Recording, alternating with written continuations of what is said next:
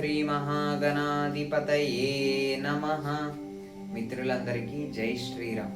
సప్త చిరంజీవులు పార్ట్ 2 బలిచక్రవర్తి కథ. బలిచక్రవర్తి అంటే ఎవరు అంటే స్వయంగా వామనమూర్తి అయిన విష్ణుమూర్తికి దానమిచ్చిన మహాపుణ్యపురుషుడు. ఆయన ఎవరంటే కశ్యపుడు అతిథికి జన్మించిన పుత్రుడు అనమాట. అంటే కశ్యపుడికి 2 భార్యలు, దితిపుత్రులు దైత్యులుగా, అతిథి పుత్రులు దేవతలుగా ఉన్నారు. ఇలాగా అంటే స్వయంగా పరమ భాగవతోత్తముడైన ప్రహ్లాదునికి మనవుడు. అంటే చూడండి ఎంత మహాపురుషుడు, కానీ దైత్యుడు అంటే అసురు గుణాలతో ఉన్నాడు, కొంచెం తల్లి యొక్క గుణాలు కూడా కలిసి. అలాంటి మహానుభావుడు ఏమని త్రిలోకాధిపత్యం కావాలని ఒక అహంకారంతో ఉండేవాడు. తన గురువైన శుక్రాచార్యులతో కలిసి విజయసూయ యాగం అంటే విజయాన్ని తెచ్చిపెట్టే యాగాన్ని చేశాడు. అలా యాగం చేసి దేవేంద్రుడిని ఓడించాడు.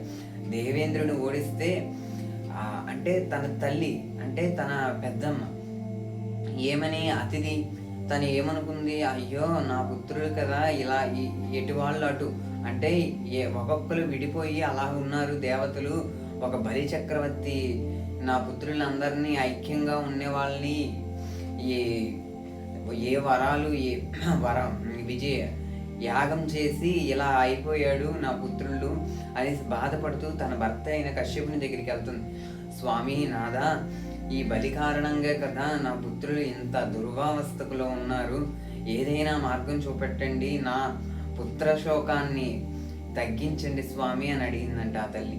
అడగగానే భయోభక్షణ వ్రతం అనే ఒక వ్రతాన్ని ఉపదేశించా. ఆ వ్రతం ఏంటంట, 12 రోజుల పాటు నిద్రాహారాలు మాని ఆ వ్రతం చేస్తే విష్ణువే స్వయంగా జన్మించి ఆ బలి యొక్క అంతం చేస్తారని వరం చెప్పారంట.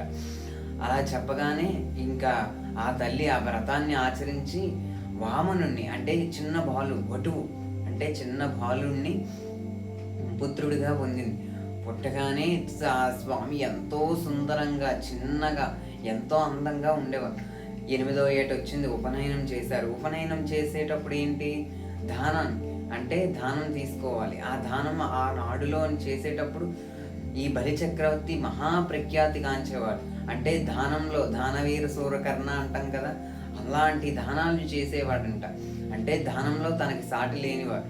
ఇంకొకటి, తను చేసే యజ్ఞయాగాదుల వల్లే దేవతలకు హవిస్సులు వస్తూ ఉంటాయి. ఆ హవిస్సులను కూడా ఇచ్చేటప్పుడు తన అదుపులో ఉన్నట్టు హవిస్సులు ఇచ్చేవాడు. అలా చేస్తూ ఉండగా ఒకానొక నాడు యథావిధిగా బలి యాగం చేస్తున్న సమయంలోనే తిను కూడా దానం కని ఈ బాలుడు వస్తూ ఉంటారు ఆ యాగవాటికి. ఎవరు, వామనమూర్తి వస్తూ ఉంటేనేని దూరం నుంచి శుక్రాచార్యులు వారు అంటే దైత్యుల యొక్క గురువు చూస్తూ ఉంటే ఆ బాలుడు నడుస్తూ వస్తూ ఉంటే తన వెనకాతల పెద్ద తేజోస్వరూపంగా విష్ణువు ఈ రూపంలో వస్తున్నాడని ఆ గురువు గ్రహించేసి ఓ బలి చక్రవర్తి, ఈ బాలబ్రాహ్మణుడికి నువ్వు అడిగింది ఇవ్వకు, తను విష్ణు స్వరూపంలో విష్ణువే వామనమూర్తిగా వస్తున్నాడు, జాగ్రత్తగా ఉండు, ఏమి అడిగినా ఇవ్వద్దు అంటే తన గురువుకి ఏమని చెప్తాడు, గురుదేవా స్వయంగా లక్ష్మీ వల్లభుడే లక్ష్మీనారాయణుడే నన్ను దానం అడగడానికి వస్తున్నాడు, దానికన్నా మహాభాగ్యమా అంటే చూడండి నా చెయ్య పైకి విష్ణువు చెయ్యి కిందకి అని అనుకుంటూ తన గురువుకి చెప్తూ ఉంటారు. తన గురువు ఒప్పుకోడు. అప్పుడు ఏమవుతుంది, తన భార్యతో కలిసి దానం ఇద్దామని నదీ జలం అంటే ఏంటి కమండలం తీసుకొని 2 చేతుల మీదుగా తను అడిగిన దానం ఇవ్వాలి.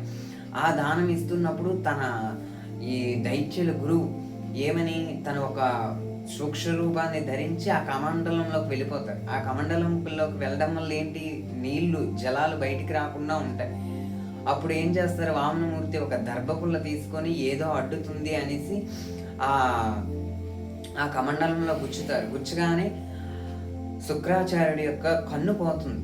కన్ను పోగానే వెంటనే ఆయన బయటకు వచ్చి ఇంకేమీ చేయలేక అప్పుడు పక్కనే నిలబడగానే ఈ 2 భార్యాభక్తులు కలిసి నీళ్ళు వేయగానే ఏం కావాలి అంటే నాకు 3 అడుగుల నేల కావాలి అని అంటారు. 3 అడుగుల నేల అంటే 3 అడుగులు అంటే ఇంత చిన్న భాగమే అనుకున్నా. కానీ స్వామి యొక్క జగన్నాట సూత్రధారి యొక్క నాటకం చూడండి.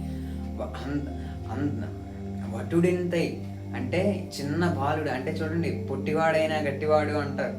అలాంటి మూర్తి ఒక్కసారి ఆకాశమంతా ఎత్తున ఎదిగి ఒక ఒక కాలుతో భూమండలాన్ని, ఇంకో కాలుతో బ్రహ్మాండాన్ని మొత్తం కొలిచి మూడవ కాలు దేని మీద పెట్టాలంటే తన తన రూపాన్ని ఉపశమించి మూడవ కొలత దేని మీద వెయ్యాలి అంటే స్వామి నా శిరస్సు మీద వెయ్యి అని అంటారు. అందుకే చూడండి, మనం దేవాలయాలు వెళ్ళేటప్పుడు కూడా షటారి అని అంటూ ఉంటారు, శతకోపం అంటూ ఉంటారు, దానిపైన పాదాలు ఉంటూ ఉంటాయి.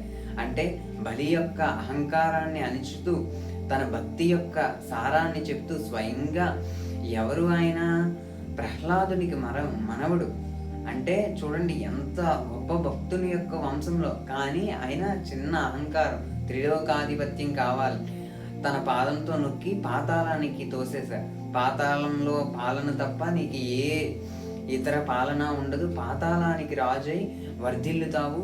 విష్ణువుకి దానం ఇచ్చిన కారణంగా నీ ఆచంద్రాంతం సూర్యచంద్రులు ఉన్నంత వరకు నీ కథ నిలిచిపోతుంది. పరమ భాగవతోత్తముల్లో ఒకడివై, సప్త చిరంజీవుల్లో ఒకడివై మెలుగుతావని స్వామివారు వరమిచ్చారు.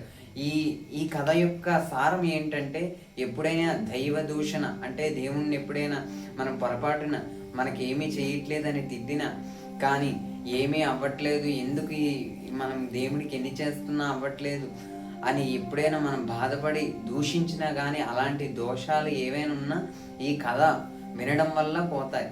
అంత మంచి కథ ఇది. ఇలాంటివి ఎన్నో మంచి కథలు తెలుసుకుంటూ ఉందాం. అందరి మిత్రులకి జై శ్రీరామ్.